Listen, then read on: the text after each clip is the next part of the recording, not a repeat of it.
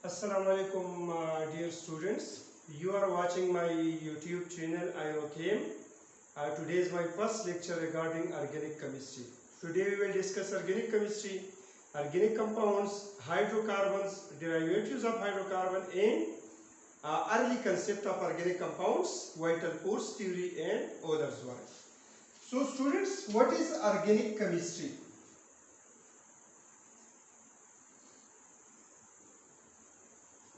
Organic chemistry का ये जो टर्म है इसका मतलब है लाइफ। मोस्टली पहले जितने भी ऑर्गेनिक कंपाउंड्स डिस्कवर्ड हुए they were isolated from living organism, plants and animals. इस वजह से those compounds were named organic. इसके मुकाबले में अगर आप देख ली इनऑर्गेनिक का मतलब है lifeless.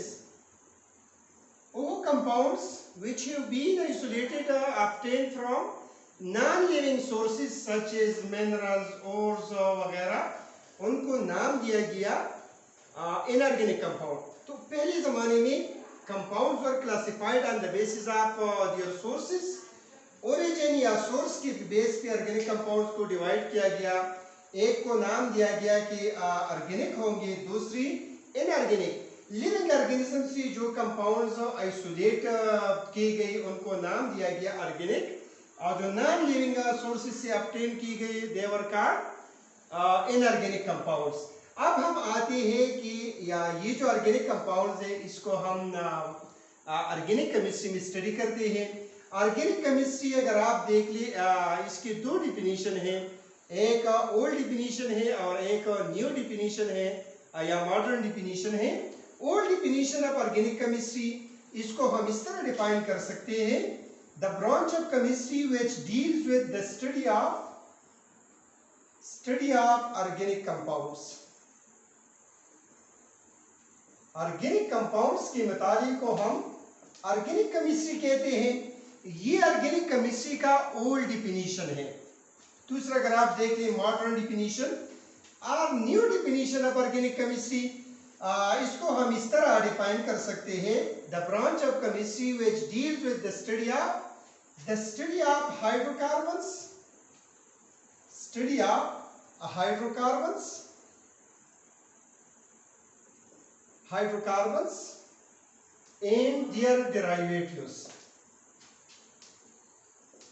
and their derivatives is called organic chemistry.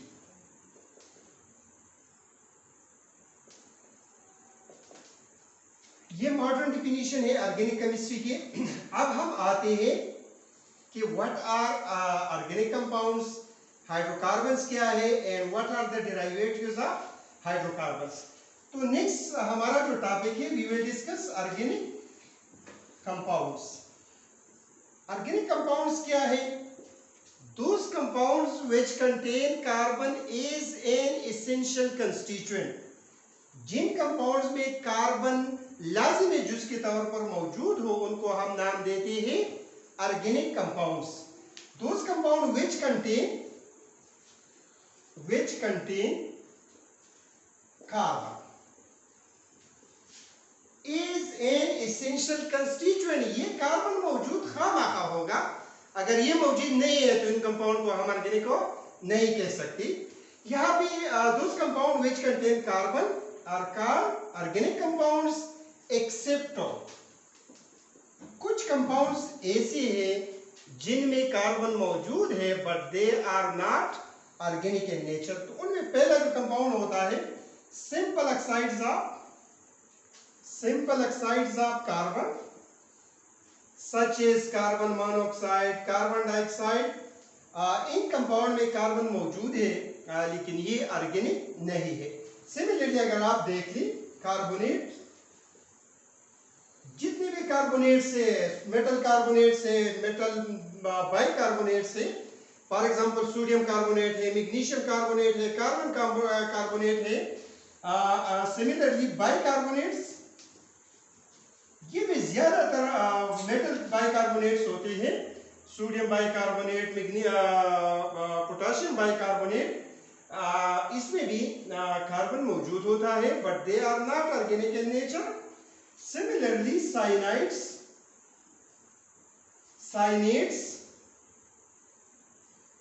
Sulphides, sulphides में अगर आप देखिए कार्बन डाइसल्फाइड है, कार्बाइड्स है, calcium carbides, aluminium carbides, magnesium carbides, इनमें कार्बन मौजूद होता है, but they are not organic.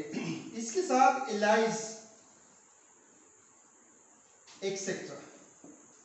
In compound के अलावा जितने भी कंपाउंड है और उनमें कार्बन मौजूद होता है, they are called organic compounds. और ये compounds they are inorganic compounds. We study these compounds in inorganic chemistry.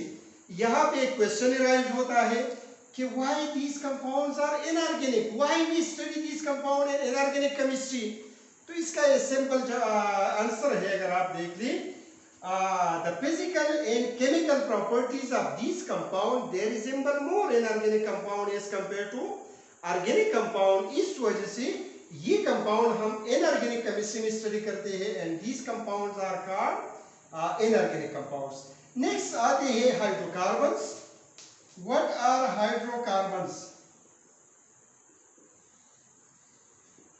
Hydro का मतलब है हाइड्रोजन, कार्बन का मतलब है कार्बन. तो ऐसे सारे organic compounds which contain carbon and hydrogen are called hydrocarbons. Carbon and hydrogen containing compounds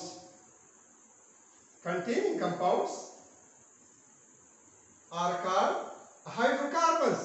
यहाँ पे अगर आप देखें तो some classes of organic compounds, for example, यहाँ पे for example alkanes,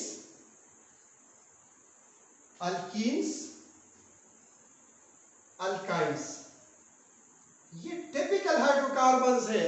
इनमें सिर्फ क्या होता है, they contain carbon and hydrogen. यहाँ पे हम एक एग्जांपल लेते हैं, CH4 मीथेन. ये methane in consist of only carbon and hydrogen atoms. तो इस वजह से ये टिपिकल हमारे साथ क्या है, हाइड्रोकार्बन है. सिमिलरली एक एग्जांपल हम लेते हैं अल्कीन का. अल्कीन में अगर आप देख लें C2H4 ethene, it is also an hydrocarbon because it consists of carbon and hydrogen only. अगर आप देखिए अल्काइल का हम एक टिपिकल एग्जांपल लेते हैं C2H2 ethyne. Ethyne also consists of carbon and hydrogens. इस वजह से these are typical hydrocarbon. और ये हाइड्रोकार्बन ये क्या है, ये इन हाइड्रोकार्बन के मुतालिक को द डेरिवेटिव्स ऑफ हाइड्रोकार्बन वो हम स्टडी करते हैं ऑर्गेनिक केमिस्ट्री में. और ये ऑर्गेनिक केमिस्ट्री का मॉडर्न या रिसेंट क्या है, डेफिनेशन है. यहाँ पे क्वेश्चन राइज होता है, लोग कहते हैं कि सारे जितने भी हाइड्रोकार्बन है, all hydrocarbons are organic compounds, but all organic compounds are not hydrocarbon. तो यहाँ पे मैं एक सिंपल एग्जांपल लेता हूँ, इसकी मदद से आपको समझाने की कोशिश करता हूँ. CCl4 कार्बन टेट्राक्लोराइड और टेट्राक्लोरोकार्बन, ये ऑर्गेनिक कंपाउंड है बिकॉज यहाँ if you see here carbon is present but it is not a hydrocarbon. तो यहाँ से हम ये कंक्लूड कर सकते हैं कि जितने भी हाइड्रोकार्बन है they are organic compounds while all organic compounds they are not hydrocarbons. Next come to the derivatives of hydrocarbons.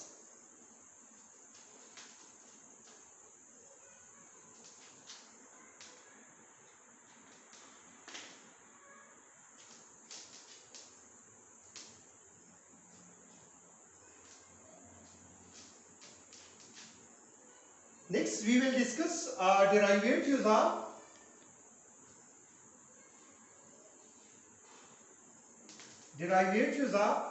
hydrocarbons. What are derivatives of hydrocarbons? Derivatives, those compounds which are obtained from hydrocarbons are called derivatives of hydrocarbon.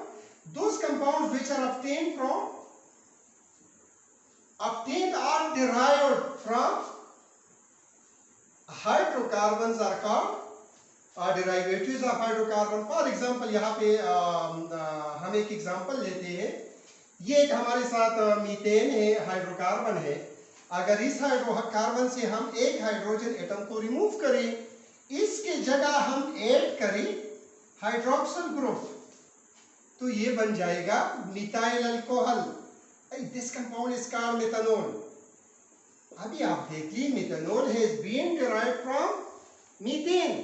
तो ये methanol को हम कहते हैं कि methanol is the derivative of methane. अब इससे बहुत सारे क्लासेस ऑफ कंपाउंड है। फॉर एग्जांपल अल्काइल हैलाइड है, अल्कोहल्स है, aldehydes, ketones, carboxylic acid, acid amide, halide वगैरह सारे कंपाउंड्स को हम नाम देते हैं कि क्या है, derivatives of hydrocarbons.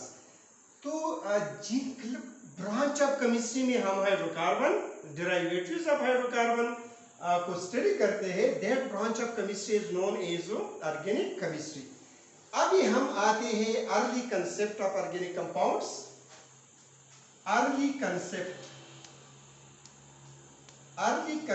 Of organic compounds.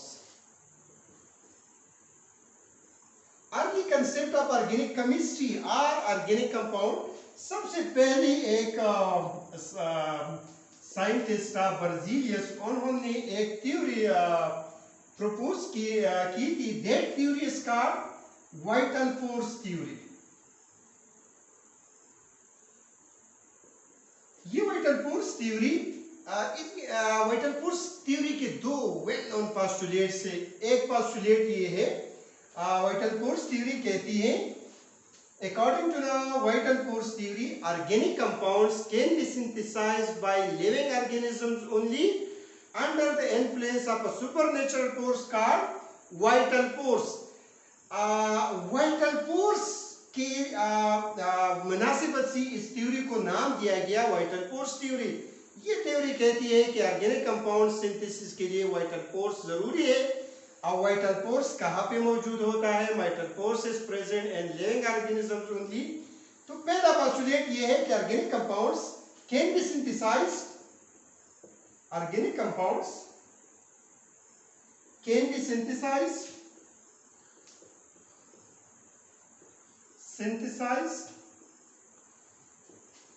by living organisms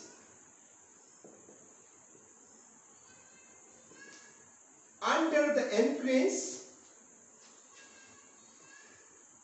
influence of a supernatural force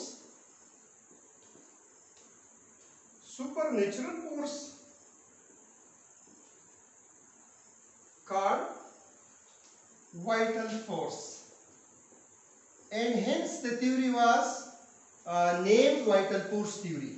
दूसरा, the second postulate of the vital force theory is organic compounds cannot be synthesized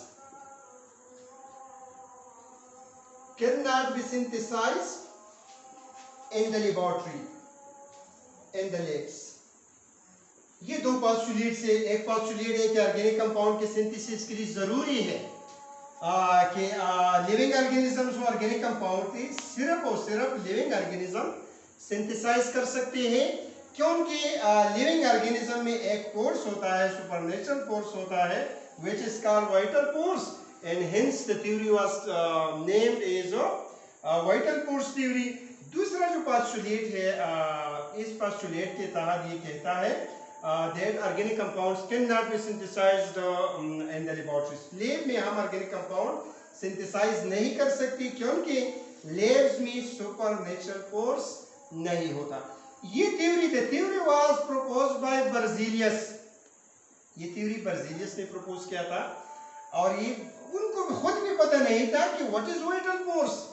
बस उन्होंने कहा कि ये नेचर गिफ्टेड फोर्स है जो living organism में मौजूद होता है, और ये ऑर्गेनिक कंपाउंड की सिंथेसिस के लिए जरूरी है। दूसरा ओलर वर्क, दूसरा जो थ्योरी है, दूसरा जो हमारे साथ है, दैट इज ओलर्स वर्क। 1828 में एक जर्मन केमिस्ट था, फ्रेडरिक ओलर, उन्होंने लेबोरेटरी में यूरिया सिंथेसाइज किया। and the discovery of urea leads to the cancellation of vital force theory. यहाँ पे जो डिस्कवरी हुई थी यूरिया की, उन्होंने वाइटल फोर्स थ्योरी का खात्मा कर दिया। अगर आप देख लिए वाइटल फोर्स थ्योरी, उन्होंने कहा था कि ऑर्गेनिक कंपाउंड्स की सिंथेसिस के लिए वाइटल फोर्स जरूरी है, लिविंग ऑर्गेनिज्म जरूरी है, लैब में हम प्रिपेयर नहीं कर सकते।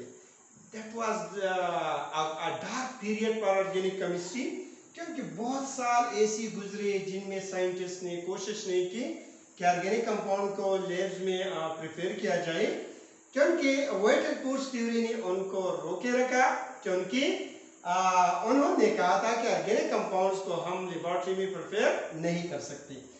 1828 में ये फ्रेडरिक ओलर आ गया, उन्होंने दो इनऑर्गेनिक कंपाउंड्स ले ली, ammonium chloride and potassium cyanate, उनको आपस में रिएक्ट किया। इस रिएक्शन के नतीजे में अमोनियम साइनेट बन गया एंड पोटाशियम क्लोराइड। फिर दूसरे स्टेप में अमोनियम साइनेट को उन्होंने ले लिया और उसको हीट किया। जब हीट किया तो it was converted into inorganic compound called carbonide, or simply it is called urea, and urea was the first synthetic organic compound जो लेबोरेटरी में प्रिपेयर हुआ। जब ये यूरिया की सिंथेसिस हुई, इन कंपाउंड ये जो यूरिया है इसके प्रॉपर्टीज डिटरमिन की गई, तो ये इनकी जो प्रॉपर्टीज है ये ऑर्गेनिक कंपाउंड्स की प्रॉपर्टी रखते हैं। इस वजह से vital force theory was rejected और उन्होंने कहा कि ऑर्गेनिक कंपाउंड के सिंथेसिस के लिए लिविंग ऑर्गेनिज्म जरूरी नहीं है, वाइटल फोर्स जरूरी नहीं है। और ये जो सिंथेसिस ऑफ यूरिया, इनके बाद thousands of organic compounds were prepared, synthesized in the laboratory, and vital force theory was rejected.